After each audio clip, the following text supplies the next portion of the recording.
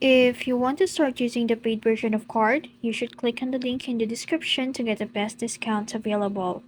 In this video, I'm going to show you how to move images in Card. To start, I already have some images and content set up in my container, just like this.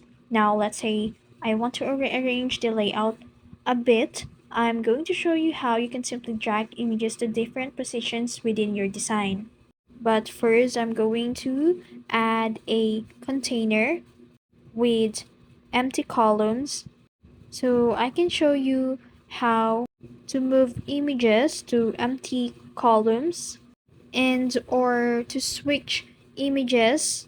After that, move an image or just stop or click on it and hold it. You'll notice that it becomes draggable. Now I can drag it to another section. For example, this I can put it to empty columns or below this 20% off.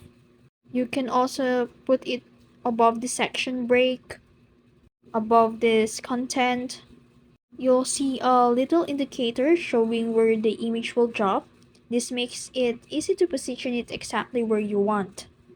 See how it snaps into places? This helps keep everything aligned neatly without much hassle. And that's it. That's how you move images in Card. If you found this video helpful, don't forget to like, share, and subscribe to the YouTube channel.